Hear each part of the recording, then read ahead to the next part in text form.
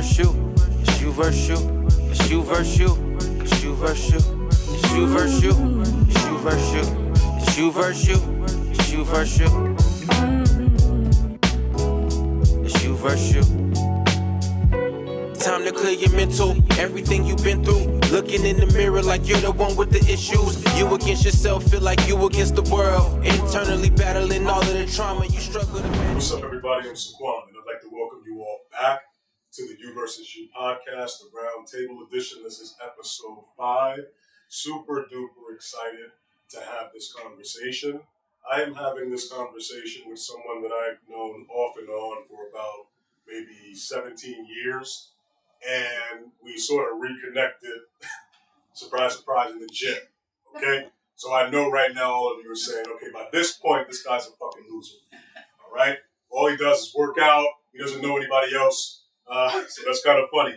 But seriously, it could be viewed as divine alignment, those serendipitous moments, those moments of synchronicity where when you're on your path, and you know that it's authentic, everything is aligning, and the universe, the most high, however you choose to frame that, will seamlessly and organically place the people, the things in your life that you need to continue on your journey to become your authentic self. Now, I am absolutely delighted because the person that I'm interviewing today, she's an actor, an incredibly accomplished actor. And I just want to run off some of these lists of accomplishments so that you can kind of get an idea of what we're working with today, all right? So she's an actor, she's a commercial print model, voiceover artist, experience in film, television, brand campaigns. She's appeared in Bad Boys for Life, The Rookie, The Game, USA Network, BET, ABC, Amazon Prime, commercials, print ads for the Food Network, Coca-Cola, Chick-fil-A, voiceovers with Publix, McDonald's, and also Kohl's department store. So again, she's incredibly accomplished, and I'm extremely delighted to have her, the incomparable Brandi Cullen. Thank you. Thank you so much for joining us. You say it. B! What up? You know, life's good. Life's good? Life's great, actually. It's fantastic. Oh, wonderful. That's wonderful. I'm happy to hear that. So let's sort of dive right into this thing. So we're going to talk about, obviously you're an actor, I mentioned that, right? So we're going to play on that a little bit. And we're going to talk about the many faces that we wear. So last episode, shout out to Diana, we talked about the importance of, reacclimating or relearning to introduce yourself to your creative self, your authentic self, right? But we spoke about specifically journaling and meditation, right? And those are sacred practices, right? But those are internal practices, right? So today I want to segue into, again, the same topic, but from a different avenue, meaning what the hell do we do when we get up, right? We gotta, like Joe Dispenza says, we need to meditate with our eyes open, right? Mm-hmm. So I'm journaling, I'm doing all of these things for myself, but now I gotta get up, I gotta be in the world, I gotta go to work, I gotta do all of these things, I gotta look at my friends, so on and so forth. So that's what you and I are gonna get into today. Excited? Sounds good. Wonderful. So let's dive right into this thing. So, acting. Tell us a little bit about that. Well, if you want to know, like, when it started or, when I began, it's funny because I've always been a creative person. Mm-hmm. Like, growing up, when I was in school, I've always done, like, painting, drawing. I was in a program for, like, creatively gifted kids at school. It's funny, when I got to high school, my drama teacher was like, "Oh, you should act," and I was like, "Nah, I don't want to be in front of the camera." Like, I feel like I'm creative in the back. And she's like, "No, you really need to try out for it." It was like Bye Bye Birdie. I don't know if you've heard of that play. No. Well, Bye Bye Birdie is like a classic play, okay. And I just did the makeup. I don't even do makeup, so I was like, I'm gonna do the makeup, and I just never wanted to be in the front. And I was actually like in a show choir as well. I don't know if you're familiar with those, which is where they like sing and dance songs, and but it's in a group. So I would never do anything that was like just me by myself. Gotcha. Speaking. It's everybody together. And so once I got to college, I went to college, totally put all that away because I decided high school was a different thing. Like, I was known, I did all the stuff. I just wanted to like fade into the background in high school. I mean, not high school, but in college. So once I got to college, I didn't do any of it, but I did do I had to take an elective. So I took a drama class. Drama teacher was like, "What you doing? Why you not acting?" And I'm like, it's not really my thing. But back here, it was my thing.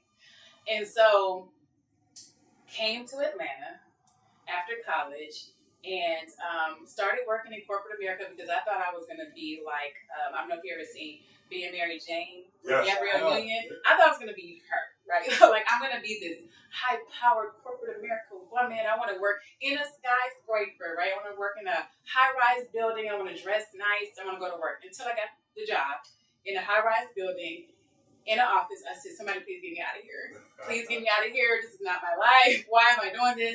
And then one of my coworkers had no idea that like I did anything when it came to acting, anything like that, because I put it to the back. Like I don't do that anymore. Right. And so she was like, "Oh, Tyler Perry is having an open casting call for actors, for extras." And I'm like, I don't know why she's telling me that, because she don't know that part of me, right? But I was like, "Well, I'm gonna go if you come with me." So we both went. This is when he first started. Like, he had this little bitty studio on Krog Street. Okay. It was like where Krog Street Market is. That used to be the studio. Oh, I didn't know that. Yeah, so it was very small. And so I went there, and we stood in line, it was a long line, and they chose me to be an extra in Why Did I Get Married? So as soon as I got on set, I was like, oh my God, the lights. Like, it hit me. You know when I said, like, the lights hit you? Like, they hit me. Like, literally. I was like, oh my God. So then I was like, well, let me, that was fun. Let me do another one.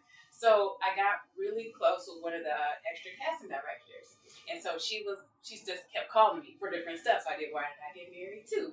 And then I was in, I forget the name of it, the one with Sanaa Lathan.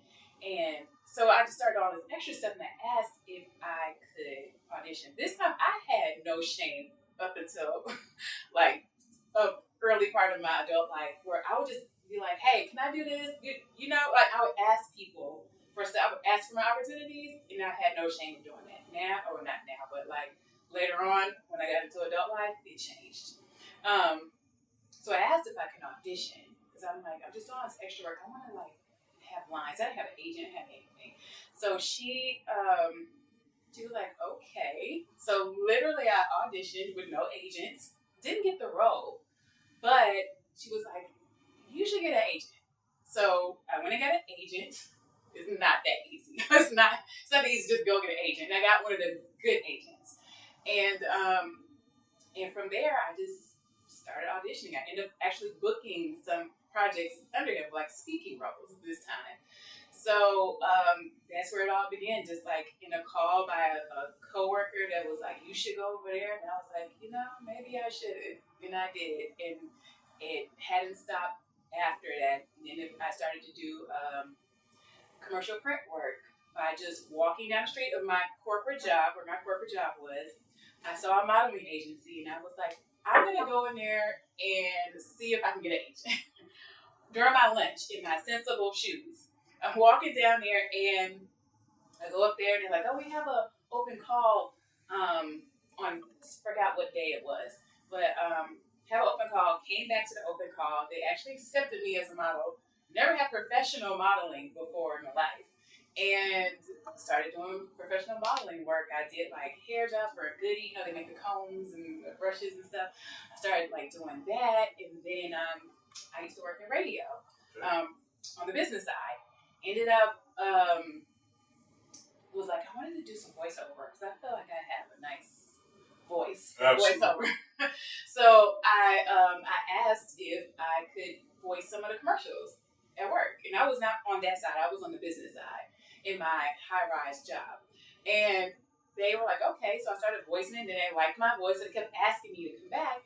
And my thing was that I'm going to make a reel or a demo out of this. So I got enough of the commercials that ran on air at the radio station I was working at, and put together a demo, gave it to my agent. They were like, yeah, you're now on our voiceover roster. And then it went from there. I was doing jobs in LA, jobs in Atlanta, some jobs out of New York. So it's just, that's how it happened. It's like I kind of I don't want to say I fell into these opportunities, but I made myself available just by saying yes. Okay. Gotcha. I think that's amazing. So, walking it back a bit, you have this experience, your creative side, during your formative years. You were saying that I want to be behind the camera. I want to express my creativity there, right? But you were being nudged by people to get in front of the camera. And even though you said this is what I want to do, you said in the back of my mind, I knew this was here. Fast forward a little bit, you take the drama class and you give yourself another epigenetic influence, or a seed was planted. But you had this idea of being Mary Jane, right? And you said, I want this corporate job, I want this high rise. And then you had that experience only to find that this isn't necessarily for you. But you continued on that path, and then you've had all of these amazing experiences. But kudos to you, right? Because you had this idea, you had a trajectory, and you actually saw it through to fruition before deciding that it wasn't for you. So you had the tangible experience, right? And a lot of us, we don't do that. Like we'll talk ourselves out of these experiences, right? Only to get to the end of life and just having a whole bunch of experiences that we may have passed on, and now we're just wearing a cloak of regret. So again, kudos to you for that. I purposely left a portion of your bio out because I wanted to introduce it after you and I just had that little bit of brief interaction. And the part where you're now expressing yourself on the content creation side. So I want to know about how you came to that realization and what the transition from acting to that has been like, what caused it, so on and so forth. So as you were speaking about how I went forward with the things that I wanted to do and how it came into fruition, and then content creation, there's a space in between. Okay. And it got real muddy in between. Because when I started out, and this is usually how things work out for me. I don't know what it is. But usually when I do something, it immediately takes off. But I'll be like, oh my God. Either I'm like, I wasn't prepared for that, or I'll get so used to things working out right away that I feel like I can come back to that. So what happened was that I was acting, I was modeling, I was doing voiceover work, I was doing all of these things, and I was still working that job, by the way, because it was hustling. I mean, it was a great job to have. I like security now. Okay, I like to eat my food. So there was like, I was doing all of that, and then at some point it was like 2019, 2020, but before the pandemic, not after the pandemic, but right before the pandemic. Everything stopped. It was like I was on a roll, and then everything got dry. And I was like, thinking my phone was broken. Maybe I need to change my email address. I need to like delete some emails. Things are not coming through. Like, why is everything silent? And I know that we, especially with acting, and I'm sure in other industries, there's dry periods. There's ups, there's downs. You're not going to always be up here. It's going to go down, but you're going to come back up eventually. But I felt like I wasn't coming back up. So 1 year went by. 2 years went by. 3 years went by. By this time we're out of the pandemic. And then a strike happens in the industry. 4 years. And I was booking some things in between, and I don't want to say they were small, because no job is small, but it wasn't what I was doing before, and it wasn't at the pace that I was going at. So in my mind, I'm failing. In my mind, this is over. Like, what is happening? Like, I don't understand. And so I had to start doing other things. I started to contemplate, like, maybe I shouldn't do this. Maybe I had to run. Maybe it was like a good run, and now it's time for me to go do something else. But then the moment I say I'm going to go do something else, the phone rings. And you're like, okay, well, maybe I should still be doing this. And then I always knew that I've always had ideas that I want to express, not just through telling stories from a character, but I love to read. I love like philosophy and ideas and all of of that stuff. And I love speaking about it. I love lifestyle. I love like skincare to like a science level. Like I'm a little nerdy like that. Like I like stuff to the level like I want to know how does the molecules work, like all of that. So I have all this stuff in me that I want to talk about and do and show, and I'm like I feel like there's so many interesting things going on in my life. I should do something with this, right? While everything was like low.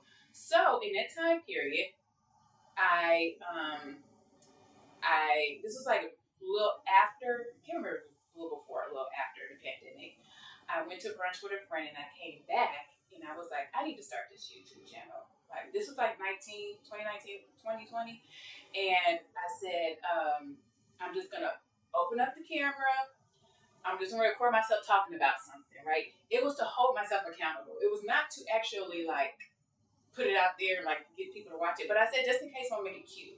Like if somebody's gonna see it, then they're gonna like it, right? So I literally was just talking about like rice water for my hair. No matter how much hair I have, I'm not a hair person. I'm not like so. But I just want to talk about it, and I did something interesting with the rice water. So I wanted to tell the people about it. So I talked about it. Then I was like, oh, so someone make it cute, put a little B-roll in there, put a little B-roll of me like under the steamer, and then I posted and I let it go. Say, oh, look at me, I did it. Now I'm gonna go walk over here until my phone started dinging. I was like, what are all these notifications? Fast forward maybe like 2 months or so, 130,000 people watched this video. Wow. I said, oh my God. Right? I was like, now, when I was telling you things tend to go like that as soon as I do it. I don't want to say I was surprised, but I wasn't not surprised that happened because I was like, I didn't even talk about it. The video was 5 minutes long. So I did the video and I was like, oh, I guess I have a channel now. So now I started talking about like hair and stuff that I did not want to talk about because I have other things that I wanted to do. And I started to try to mix those things in and it just wasn't working. Gotcha. When I say it wasn't working, it wasn't at the level that I felt like it should be at. And then I was chasing that 130,000 again and it wasn't. It was like 9,000, 4,000. Like those numbers and 300. And so I said, okay, now I'm getting burnt out because I'm not talking about or doing the things that I want to do. I'm just giving the people what they want, which is one thing you should do, but I need to find my people to give them what they want from me, that it'll be authentic. So I stopped. And then I fast forward to last year. I said, I'm going to do it again, right? But I'm going to do it from a different place. And I'm going to, I don't care if 2 people watch this per episode. I will continue to do this as long as I got something to say or I have something to do. And I love that. And if you don't mind, let me interject for a moment because I feel like there's a lot more to potentially unpack there. Mm-hmm. So year 1, year 2, year 3, year 4, pandemic, the strike, all of these different things, and then the phone isn't ringing, the jobs are slowing up. Was there a bit of an identity crisis? And how did that make you feel? Yeah, I mean, I feel like a lot of my life has been an identity crisis, to be honest with you. I think in that space where things weren't happening, and I love to air quote things because we say things aren't happening. Things are always happening, right? It may not be happening the way I want it to happen, but something's happening. Even if it's quiet, that could also mean that maybe there's something I need to be doing. There's something in me that needs to be happening. But if I'm not aware, if I'm not self-aware, if I'm not looking for that, then I don't know, right? I'm just focused on the fact that the phone isn't ringing. But I was having a moment where I said before that I'm like, maybe it was just my time was up, you know? And then you think after that, like, well, what do I do now? And I don't mean it in a sense that, like, I can't do anything else because I'm talented in different ways and I'm resourceful. Like, I can go get a job. Like, I can get a job. I can start a business. I can do whatever, right? I don't limit myself in that way. But I just felt like I didn't know how to move forward beyond that because people knew me as like, oh, Brady is an actress, you know, like Brady actress. And so when you walk up to people and it's year 3 and they're like, so what you working on? I haven't worked on a thing in 3 years. You know, like, and it's like, how do you say that? You know, and then it's like, how do you present that a way where it's like I'm still doing the thing, y'all. It's just nobody's hiring me to do the thing. And I started to wonder after a while, like, why do I care so much about that? Why do I care about how it looks? Like, that it looks like I'm not working. Does it look like I quit? Or look like I gave up? Or, oh, she's doing something else now, so she must not be doing that anymore. Or, I started to think about those things. Those things started to get to me where it's like, so it started to make me not put myself out there in other ways. Because I didn't want to be seen doing other stuff because people know me as this, and I don't want to look like I failed at that. So now I'm over here doing things that need me publicly out there. They need my face. Like if I'm gonna have a channel, I'm gonna be a content creator. You need to see me. And if you would have done those things, and you would have been seen like that, and you would have perceived that as being a failure, what was your inner monologue telling you? Because we have this thing called negative visualization, where we'll take something like that and we'll play it out in our head, and we'll do this in many different ways, right? And then our inner monologue sort of fills it, right? And then we apply our emotions to that. So talk to me a little bit about that. Yeah, there was a time when probably around that 2018, a little bit before that, being on social media as an actor was not a thing. It was like you don't let people see your private life. Like you're not gonna be on social media like dancing and doing stuff like that. Now it's like you have to be on there, right? And my inner monologue at the time was just basically like if they see me doing this, it's that like I failed. Like I'm not doing the thing anymore. And I'm watching my peers, which is so dangerous. I'm watching my peers do the things I want to do, and I'm comparing myself. Like, we both went out for that. Like, how did she get that and I didn't get that? I had a male friend who we went out, his wife and I went out for the same audition for the same commercial. He booked the job.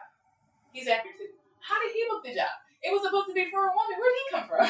Right? So it's like, I can't even get a job just that was meant for me. Like the job being meant for me or going to, other people who weren't even auditioning for that. So like every little thing was getting to me. And I had to at some point stop that because it was getting to the point where I started doing things that just weren't true to me in order to keep up with an image that wasn't even real. Like I wasn't working. I mean, I was working, doing other things, but I was not. Let's be clear. Randy gets to the back. Be clear. I eat food and I'm well kept. Okay. So it's just like just being seen doing that, and that's just all that comes from like back in the days of trauma, like it's not an adult thing that happened, like at that time. It's just things that replay in your mind. It could be rejection or anything from the past, and it just starts to come up because now you're on public stage, and at the same time, it's like, Brady, nobody care. Like everybody got their own things that they're concerned about. Nobody's like sitting at home eating dinner with their family, like Brandy's not working now. She hadn't done a thing in a while. No, nobody cares. Absolutely. So I appreciate you for providing that color, right? So then you come to the decision that, okay, I'm going to create content. And this is prior to the brunch that you have with your friend. But I want to know a little bit about that decision. So did you make that decision in the midst of all of this inner turmoil? Or maybe turmoil is a harsh word, right? When you were dealing with this inner battle, if you will, right? And was that an easy decision to come upon, particularly when you consider, like you said, everything usually comes easy? Yeah. It wasn't hard at the time because I felt like I had nothing to lose at that point. And it was still, I said, this is actually fun for me. So just make it a hobby. I had to talk myself into it a different kind of way to not make it such a big deal. Plus, I didn't think anybody's going to watch it like that in the beginning. So it wasn't that hard. I'm like, I posted maybe 5 people look at it. And then it just, it took off. So after posting that video, I felt like, okay, now I really got to do it. Like now I got to get my mind right and I got to get it together. I actually ended up doing a commercial during that time, and the director, who was out of New York, they always like research you and see like, oh, who's the actor, what have they done, and so he had found the vlog, he found the channel, but by this time though, I had stopped doing it, and he was like, hey, he was like, I saw you had like a vlog or something that you were doing like on YouTube. And I was like, yeah, he was not my target audience either. He was like, he said, yeah, you know what? You should keep doing that. And I was like, really? Because I'm like, if you were to see him, you'd be like, he's the total opposite of me. And I was like, okay, like, I don't know why that felt like a stamp of approval for some reason, but he kind of, that stuck in my head, Right. that somebody saw it and thought enough about it. Out of everything else that they saw, it was like, you should keep doing that as well. So I think that even though that was a push for me at the time, I still didn't pick it back up because I wasn't in here, and in here I wasn't there. Gotcha. Interesting. So walk it back just a bit. So you decide that you're going to do this, and then you decide to have a brunch with a close confidant, a friend. Was there any apprehension about sharing that you were going to do that? And was your friend encouraging? Were they trying to dissuade you from doing that? You know, I didn't know I was going to do it while I was at brunch. Okay. I just literally came back in the house and I was like, you got on makeup, you know, your hair is cute, just go ahead and film. So it was literally like that. It wasn't too much thought into it. It was just that. And then once I was done, I was like, all right. And I just went on about my day. So, and I didn't tell anybody else. And then I ended up, when I started seeing all of the views, I said, well, let me go ahead and link the products that was in there to Amazon, because, you know, like I'm gonna make sure that all bases are covered and actually make some money off the video. And so that was also a good incentive as well to keep going. But yeah, I didn't have that conversation. It was just one of those like split decisions when I got in the house. Just do it. I think that's awesome because in listening to you talk, it's like you have a strong sense of resolve, right? You're incredibly creative. It seems like you were introduced to your creative self at a very young age, and you did something that many of us adults aren't able to do, and that's maintain that creative self, that inner child, right? And doing that sort of, from my understanding, enabled you to say, you know what, this is who I was for a time, and now I want to go down this arena, right?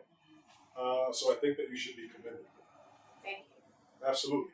Now, again, I mentioned earlier, you know, that you're an actor, and I don't want to go back to that, right? But with acting, you know, you portray different characters, right? So in a sense, it's like you sort of wear many faces, right? Yeah. You're portraying different characters, and you want to input or interject, rather, your emotions so that you can kind of really hone in on the story that you're trying to tell with the hopes of it connecting with an audience, right? And it's similar from a psychological standpoint that we all do that as a reaction to trauma. We wear many faces, right? And as a result of our trauma, the reason why we do that, I believe, is that we have this protective barrier, right? And that barrier, we perceive that as being protection, right? And in many ways, from a limited sense, it is. But it's scary because in addition to it being a protective barrier, this is also a prison that keeps the real and authentic you from getting out. So again, I commend you for being strong enough to deal with that. I had a similar experience, particularly with what I'm doing now, this content creation, right? And I want to segue into spheres of influence, our friends, our environment, so on and so forth. That's the reason why I asked you about your friend at brunch, right? Because I had a friend, he and I had since fallen out, maybe about 2 years ago. But shouts to Cash, man. And this brother, I was in a rocky place in my life, right? He has a successful business, content creation, like on a real professional level. He's really super dope with what he does. And he gave me an opportunity to work with his company. And he really didn't have to do that. And to keep it all the way real, this was at a time where I desperately needed make some money. But in addition to the money, and perhaps more important than the money, was the epigenetic influence, right? So this new environment that I was exposed to planted new seeds, right? So I was able to begin to see myself in a different light. Like I would see, a studio set up, like a real professional studio. I had the opportunity to look behind the scenes. I had the opportunity to interview prominent people, right? And then we would come back to Atlanta because we would travel out to do that. And when we would come back, we would have what he would call these retrospectives where we recount everything that we did. But in a few of those, he actually taped me, right? So I was able to see myself in that light, and that was cathartic. That was moving for me. So I mention all that to say because now that I'm doing this thing here, it's a strong probability that this may not have happened had I not had that experience, right? So, and I had to be challenged and nudged and pushed in the direction to be able to do that. And that's why I think spheres of influences are so powerful, right? Again, the last episode when we talked about the creative self, those were internal practices, but now we're out in the world. And to develop that fearlessness to sort of pursue that self, I think is very, very, very important. But I also realized that I needed to create something on my own, right? Because the confidence that you have, the sense of self-worth that you have, I was lacking in that area. But this sort of, this helps tremendously, right? To sort of identify this new self that I've been creating or cultivating for the better part of 2 years. So I certainly see like a correlation there. And I think that's a good segue. So, because growth is on the other side of discomfort. I mentioned that the last episode, Diana, she referenced it as destruction, right? Yeah. But that discomfort that you encountered, right, where you weren't booking these gigs, right? Yeah, you were still working, you were still getting to the bag. I know you like to eat, right? But it was some discomfort. It was an identity crisis. But you've grown from that experience, right? But you put out an episode and it hit. It went viral, right? But I remember when I spoke to you maybe a week and a half ago. You just alluded to it a little while ago. But to summarize it, you said you didn't want to be a trend person, right? Like you had an idea of the type of content that you want to create. But then this thing goes viral and we get caught up in a space to where we want to chase that, right? So talk a little bit about how because you were going to get into that a moment ago. Talk a little bit about how you were able to reconcile that, knowing that I had this success here, but also I want to be true to my authentic self and not, for lack of a better term, let the main thing be the main thing. Yeah. But I want to do this. Yeah. It's interesting because I'm going through that transition now. It's like every day is something new. And it's not even just with content creation and acting. It's just in life in general, like in personal life and relationships and everything. I feel like everything is like transitioning and I'm trying to keep up, right? Like I'm very uncomfortable right now. Like it's ongoing and every day I have to like just say, okay, today, like you were talking about the journaling and the meditation and all of that, like I literally have to have practices and things that I have to do just to keep my mind in things. And you were saying the sphere of influence. I would, call myself codependent before. And my therapist at the time told me I was codependent. And I always relied on like, well, what do you think? Or what do you think? Always trying to get everybody else's approval for what I should do next in any part of life. So it was hard for me to figure out for myself, like, what to do, So I ended up, this time around, the time that it came again for me to just start, do this channel, go forward in life, I had to really take a look at myself, right? Because if I'm going to be giving things to the world, and I'm not giving them as an expert, I'm giving them as, part of my journey and just sharing and hoping that somebody, can learn from it. But it's like, I got to start being true to myself, Absolutely. Right? And if I'm having all of these different identities, I have this actor identity, and then I have this I go to work identity, but I'm trying to hide them from each other because y'all don't know over here what I'm doing over here, and it's too much. And then I have a personal life identity. It's too many identities going on, too many things to keep up with, and I don't want any of the worlds to mesh. And I had to figure that out. Like, okay, start just clean the slate, right? You need to really focus on who are you, right, and also look at what I'm intending to do. So my intention needed to be stronger. And so it's still ongoing right now. Like right now, I'm rereading Beyond Positive Thinking by Dr. Robert Anthony. So he talks about not positive or negative thinking, but right thinking. Like what is appropriate for your situation. And so I started to need to think like that. I need to let go of certain ideas that I have about myself or what other people think, which we shouldn't care to a degree. And then just a whole overhaul of my thought process. And I'm pushing through it as I'm still creating, right? Because I can't wait till that gets to where I need it to be, because it's always going to be evolving. So I can't wait until my mind gets to where it needs to be before I start creating some things. Like where I am now, 5 years in a row, I'm not going to be the same person. I hope I'm not the same person. So, and I hope I'm answering your question. Yeah, absolutely. So right now, my discomfort is just it is being authentic because, like I said before, there's a work me, there's a creative me, there's a personal me, there's a gym me, there's all kind of me's, and it's like I really need to walk into who I am. So I'm learning that every day, and I'm learning it as I'm doing creation as well as I'm editing. And I'm like, don't edit that out. Like keep that in there. Don't care how it sounds. Like that's you. That's in not trying to create something, but more so like just letting it be. Let it create itself. Let it develop. So right now it's like not caring how it's coming off, as long as it's not offensive, but just not so much thinking that like how is this turning out, like are the people gonna like it or anything like that. Just really focusing on my intention.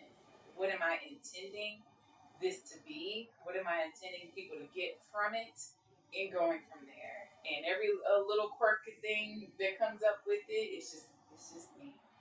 It's just me.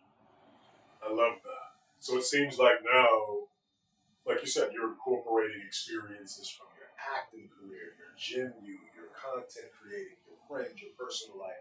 And now, instead of separating all of those things, right, we're trying to put this all together in a harmonious existence, right? And I just said harmonious, but to me that denotes harmony. And I think that's a beautiful thing. I find myself in a similar space, to be quite honest, with my creation. And for me, faith without works is dead, right? But I like to, and that's very true, but I like to term that as AA, right? It's similar to an AA meeting. I try to have an AA meeting every day, but it isn't alcohol anonymous. For me, it's actionable appreciation, right? So when I put my work in every day, right, because we have this inner monologue, right? And those of you who may have watched before, you understand how dark initially my inner monologue was, right? But with this actionable appreciation, you're constantly showing up, like you said, with intention every day. You have a tangible buildup over a period of time consistently. So when I go to my Instagram account, right, everything has been deleted. And the only thing that's there is You versus You podcast related material, because my intention is I want to use my anecdotal experience to help as many people as I can. Yeah. But the actionable appreciation. So when I see all of that, that's a consistent body of work over an extended period of time. So when I was afraid to do work, I was on top, right? But now with the actionable, tangible work, it reveals who the true culprit is, right? So my inner monologue, no, you're on top. So you get the fuck out. Okay. All right? Because again, my actionable appreciation, my tangible body of work suggests otherwise. And again, it reveals that true culprit. It's that inner monologue, right? Yeah. Go ahead. That reminds me of a piece of the book that I'm reading that was talking about beyond positive thinking. He was talking about how when you're doing something, right, and you know it's not true to you, like something you should say to yourself is like, that's not me. That's not like me to do that. But if you say, hey, like let's say you're at a networking event or something and you don't really go up and talk to people, right? And then you're standing in the corner, but you really want to go and like network with the people. You're like, this is not like me. Why am I over here in this corner, right? And then you go and you talk to someone. This is like me.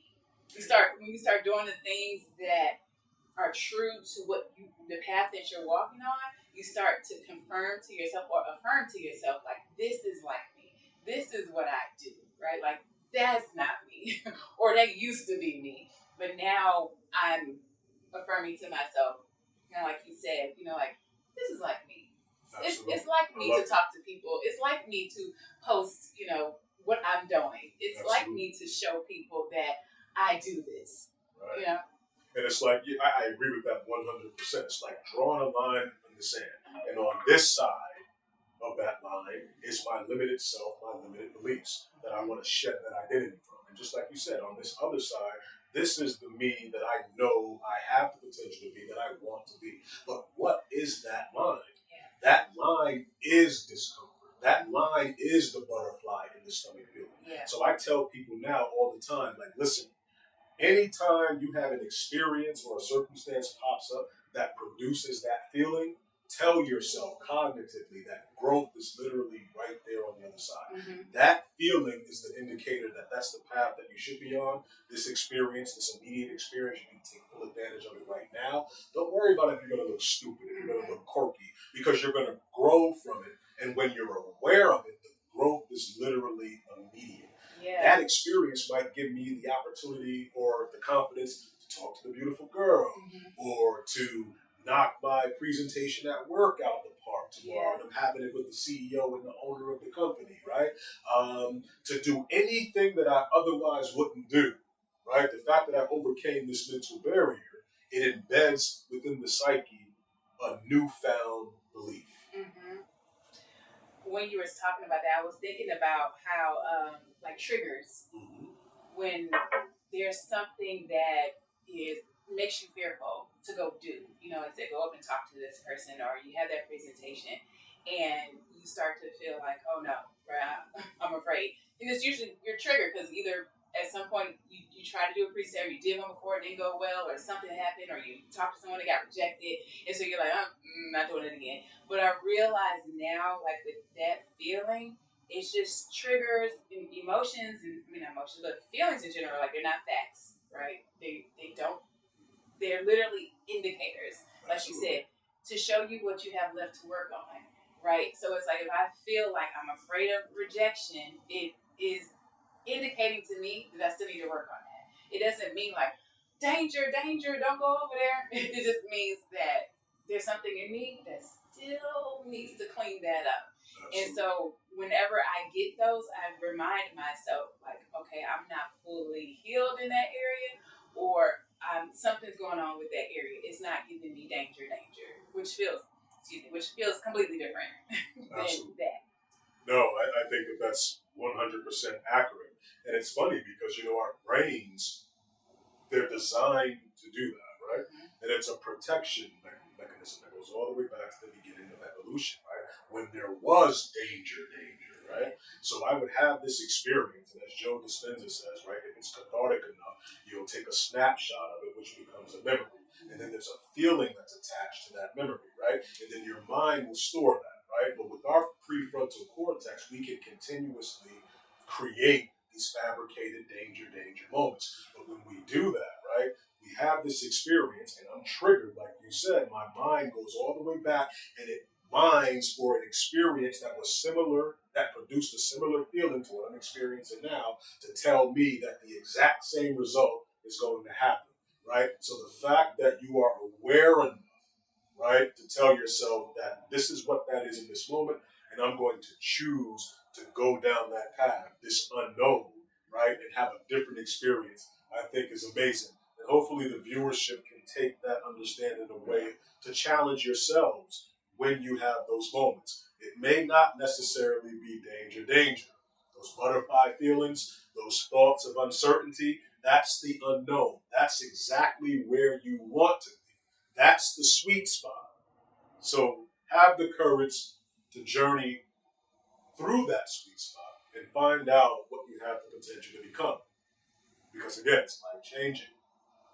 So we were talking briefly before we went off into that segment about your harmonious balancing of all of your identities, right?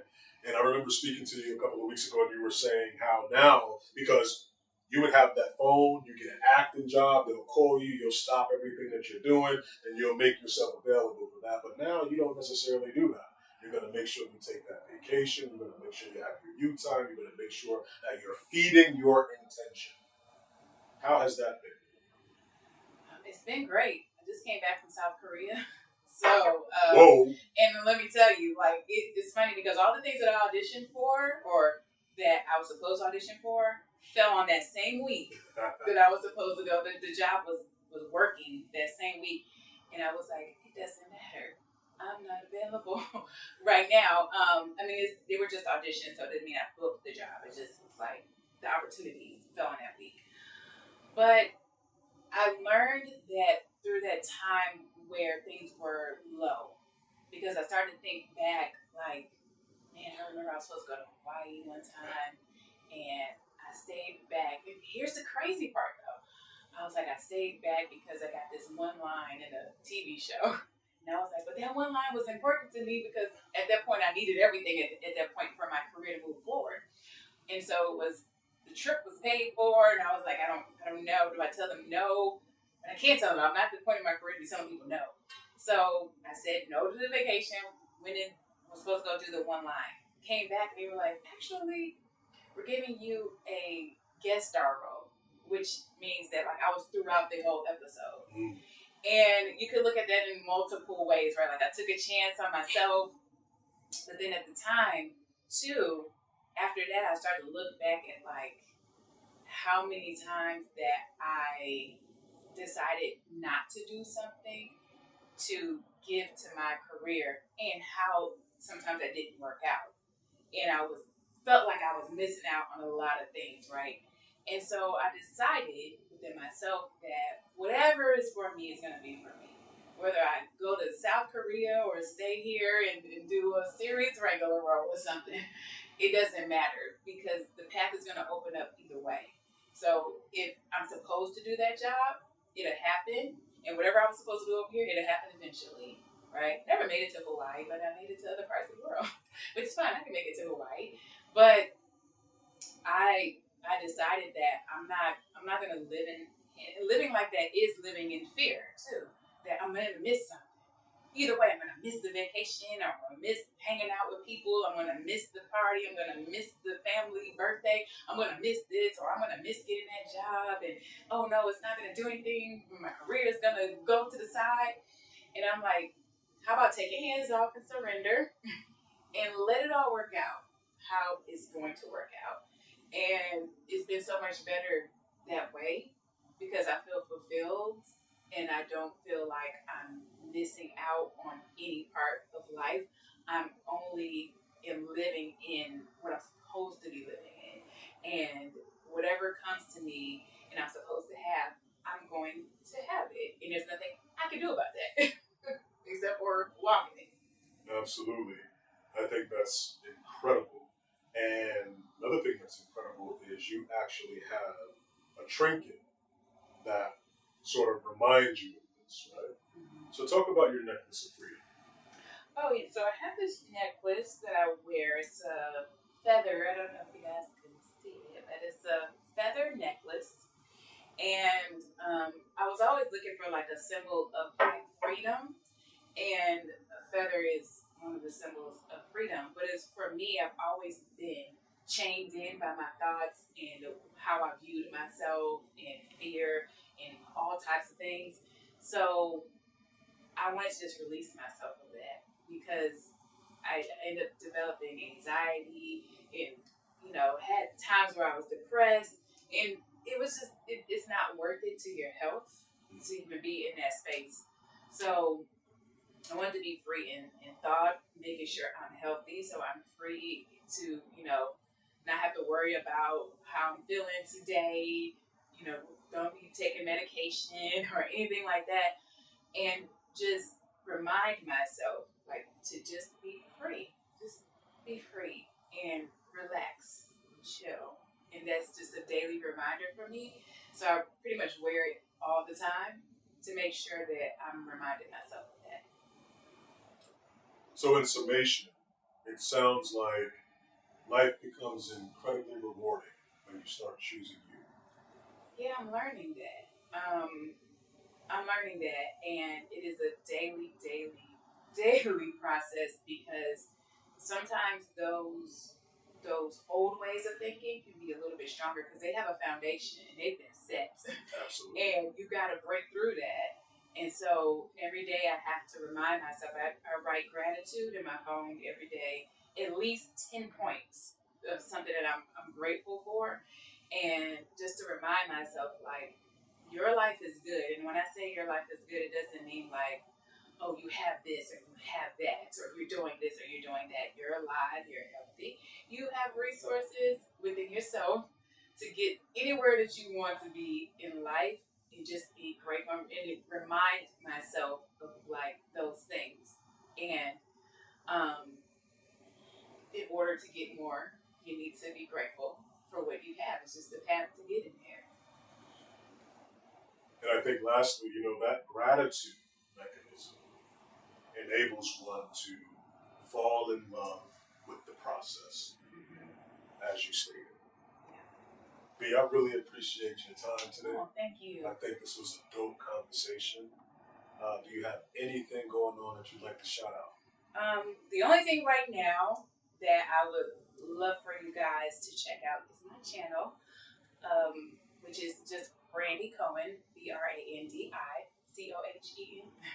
And I just talk about lifestyle, wellness. Like, I'm not a fitness guru, but I like to take care of myself. Beauty, life lessons. I love to sprinkle those in there. Things that are going on. I had a series that I had created called What I'm Learning Now, and where I just tell people like things that I'm learning along the way, and just make sure that you guys can learn as well from somebody who's going through it. And if you guys want to check out any past things that I've done, you can go to IMDb and see, what I've done if you want to check some of those things out. But I definitely would love for people to become a part of the community that I'm building right now. Yeah, I would certainly encourage every one of you that may view this to do just that. It's a lot of insightful information, and it won't be time wasted. Listen, if you found value here, and it's my sincere hope that you did, then please comment, like, subscribe, share this information. Follow the You vs. You podcast on YouTube, Facebook, Instagram, TikTok. Keep checking me out. We'll keep busting this thing down. Peace. Time to clear your mental, everything you've been through. Looking in the mirror like you're the one with the issues. You against yourself, feel like you against the world. Internally battling all of the trauma, you struggle to manage it. Gotta seek help for the damages. It's you versus you, now go and handle it. It's you versus you, let's get ahead of it. It's you versus you, let's clear our heads of it. I'm so good now, I feel good now. The baggage put down, just let me live. Just let me live. Now my mind's clear. It's you versus you. It's you versus you. It's you versus you. It's you versus you.